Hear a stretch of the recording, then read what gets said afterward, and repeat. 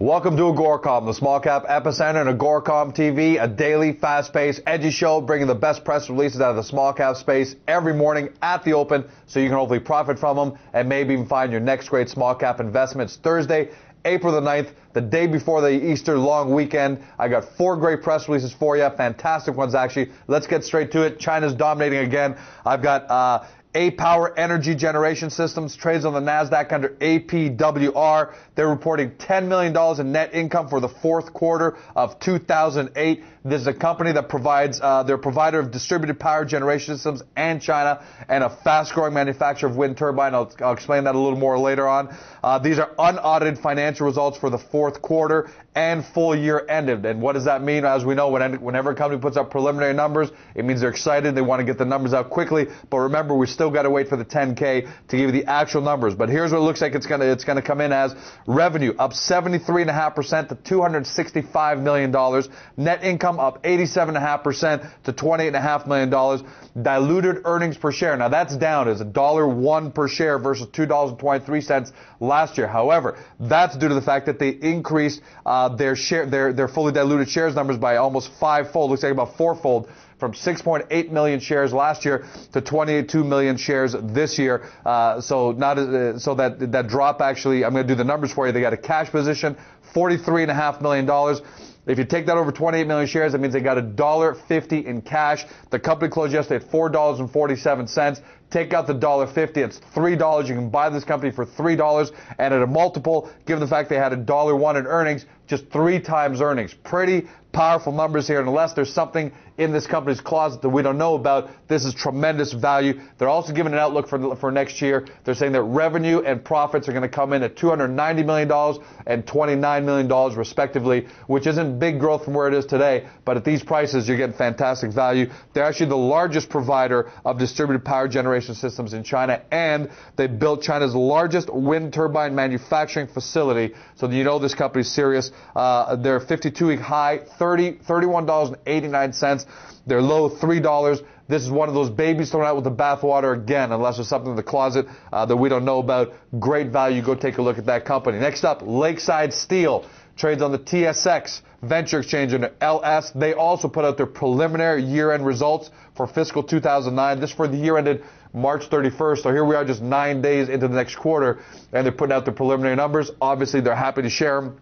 Revenue is estimated to be about $207 million, which is an increase of $45 million over last year. That's going to be up a little more than 25%. EBITDA, they're expecting to come in at about $10.5 million compared to a loss last year of $4.8 million. Big gain there. Net income, $6.5 million.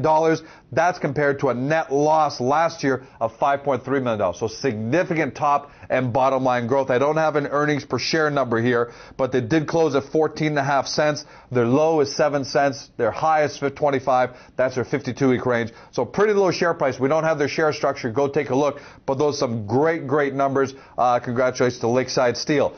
Next up, Cryo-Cell. They're reporting their first quarter 2009 numbers, and they got a net income there of $536,000. Cryo-Cell trades under CCEL in the U.S. OTC Bulletin Board. This is according to the company, they're one of the world's largest and most established family cord blood banks, and you know this is going to be a growing industry, especially with the Obama administration fully supporting embryonic stem cell research and so on and so forth.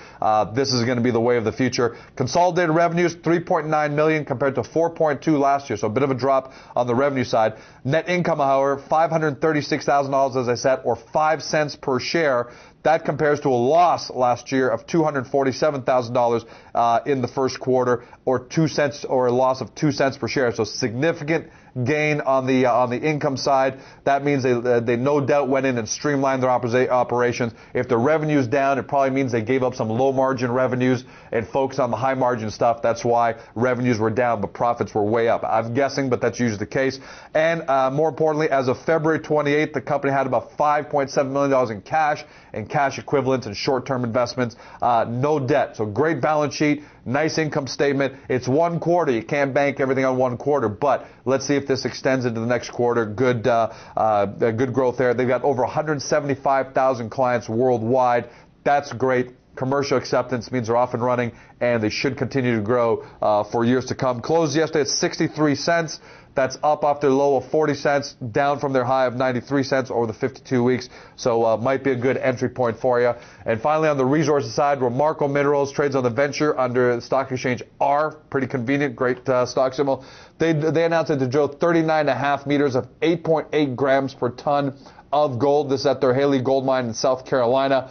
This is the drill RC 1505 was drilled to increase the drill density in order to elevate the drill material from indicated to measured resources category. So I guess what we're really going to be looking for here is the company putting out their next 43101 and bumping up their measured resource category. They closed yesterday at 57 cents. That's just off their high of 58 cents and way off the low of just 9 cents. Again, we're calling for this all in Q4 of 2008. These junior gold companies, too many of the good ones got thrown out with the bathwater. Here's a classic example of Romarco that's up, looks at it's almost 6 times where it was off its 52-week low. That's a wrap. As always, if you're looking for more great small cap companies, don't forget about the front page of AGORACOM, where we've got great press releases over the last couple of days, real significant news like what you're seeing today. In addition, we've got the AGORACOM marketplace, close to 65 companies listed by industry and exchange with great summary descriptions so you can quickly find the one that best suits your portfolio. That's a wrap. Have a great long weekend to everybody enjoying Passover and Easter. Have a great time with your families, and we'll see you again on Monday, where no doubt we'll have a brand new set of news for you. Until then, see ya.